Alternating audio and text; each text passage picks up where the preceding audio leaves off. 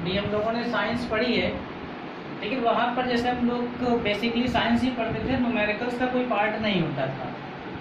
यहाँ पर class 9th में जैसे हम लोग एंटर करते हैं तो साइंस को 3 पार्ट में डिवाइड किया जाता है, फिजिक्स, केमिस्ट्री एंड बायो। तो बेसिकली हम यहाँ पर फिजिक्स पढ़ने के लिए फिजिक्स की क्लास यहाँ पर है। फिजिक्स को पढ़ने से पहले सबसे पहले हम लोग जान लें कि साइंस एक्चुअली में है क्या। साइंस के बारे में जानना बहुत ज़रूरी है।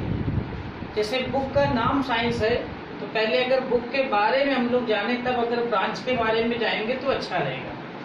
जैसा कि क्लास 8th में हम लोग स्टडी करते हैं, जनरली क्वेश्चन आंसर से लिखाए जाते हैं और वहाँ पे 6-7 क्वेश्चन सब लोगों ने रट लिए, तैयार कर लिए और पूरा का पूरा चैप्टर हमारा तैयार रहता था। लेकिन क्लास 9th में ऐसा नहीं है। क्लास 9th में जैसे ही हम एंटर करते हैं तो हमारे साथ साथ, जैसे कि हम आगे क्या करने वाले हैं, क्योंकि हमें कंपटीशन में जाना है, किस क्षेत्र में जाना है, तो यहीं से डिसाइड भी होता है। और फिजिक्स का मेन इंपॉर्टेंट पार्ट जो है वो हमारा है कि बेसिक कॉन्सेप्ट हमें आना चाहिए, और बेसिक कॉन्सेप्ट के साथ साथ न्यूमेरिकल का पार्ट यहाँ पर बहुत ही नेसेसरी होता है। अगर हम लोग न्यूमेरिकल्स अगर सॉल्व करते हैं तो फिजिक्स एक तरह से मैथमेटिक्स है। फिजिक्स के बारे में कहा भी जाता है कि फिजिक्स जो मैथमेटिक्स हमारी है, mathematics is the queen of physics, mathematics is the servant of physics, mathematics is a language in which God written the word. यानी मैथमेटिक्स का यूज फिजिक्स में सिर्फ और सिर्फ एक लैंग्वेज के लिए होता है। जैसा कि हम लोग यहाँ पर आते हैं, साइंस पर आते हैं, तो जो वर्ड साइंस हमारा है वो एक लैटिन वर्ड साइंसिया से लिया गया है। लैटिन वर्ड है साइंसिया, और इस साइंसिया जो लैटिन वर्ड है, इसकी जो मीनिंग होती है टू नो, या इसी को हम लोग कह सकते हैं नॉलेज। यानी साइंस क्या है, किसी के बारे में भी जानना।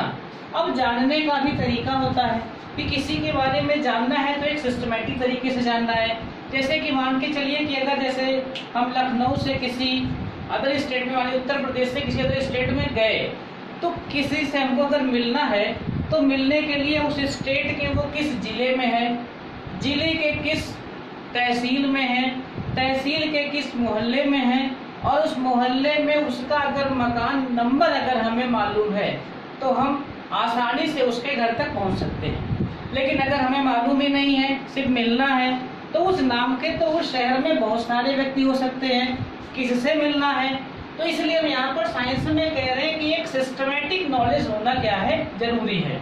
तो इसीलिए साइंस की डेफिनेशन जो है दी गई है कि the systematic study of the structure and behaviour of the physical and natural world through observation and experiment.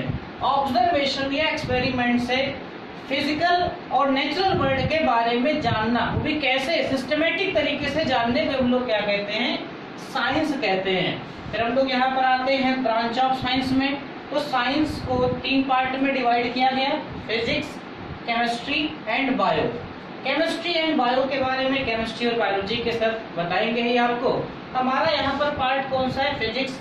तो हम लोग फिजिक्स के बारे में बेसिकली यहाँ पर आते हैं। जो वर्ड फिजिक्स है, फिजिक्स जो वर्ड है वो एक ग्रीक वर्ड से लिया गया है, और वो ग्रीक वर्ड हमारा क्या है, फ्यूसिस। फ्यूसिस मीन्स होता है नेचर।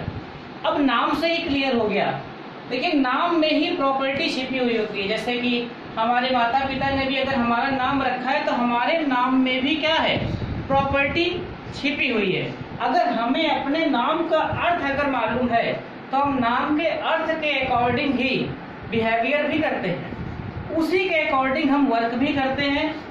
जैसा नेचर में एग्जिस्ट करता है उसी को हम लोग यहाँ पर फिजिक्स में स्टडी करेंगे। कोई अलग से कुछ नहीं पढ़ना है। हम लोग आते हैं कि the branch of science concerned with the nature and properties of matter and energy.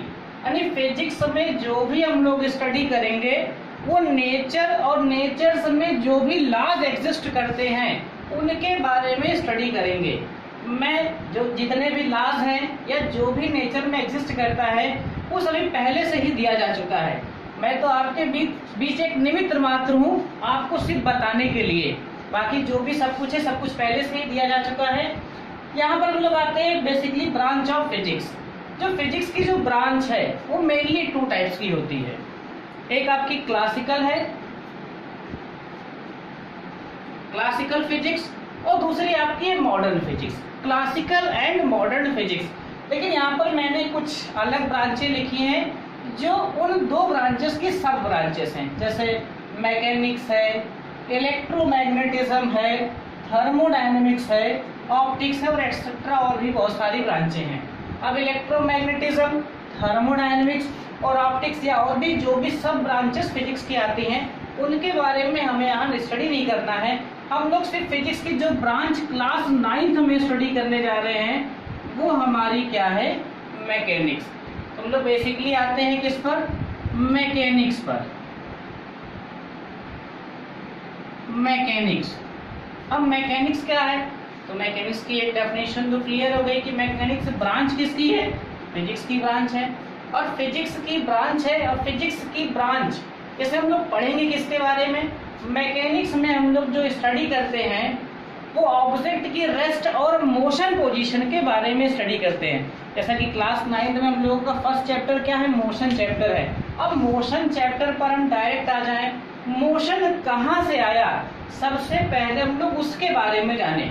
और यहाँ पर क्लास 9th में जो भी हम लोग स्टडी करेंगे वो हमारा क्या है, मैकेनिक्स ही है बेसिकली। आगे हम लोग क्लास 10th में जब आएंगे तो इलेक्ट्रोमैग्नेटिज्म है, इलेक्ट्रोस्टैटिक और मैग्नेटिज्म दोनों का मिक्सचर है। और आगे इसी से रिलेटेड भी क्लास 11th में और 12th में और भी जो भी ब्रांच है फिजिक्स की उनको स्टडी करेंगे। तो मैकेनिक्स यहाँ पर क्या है, the branch of physics that deals with the study of, the branch of physics that deals with the study of rest and motion position of the body. Mechanics की भी ब्रांचें हैं। मैकेनिक्स की ब्रांचें देखिए कौन कौन सी हैं, स्टैटिक्स है, सेकंड आपका है डायनामिक्स, और थर्ड आपका है काइनेमैटिक्स। थर्ड ब्रांच आपकी है काइनेमैटिक्स।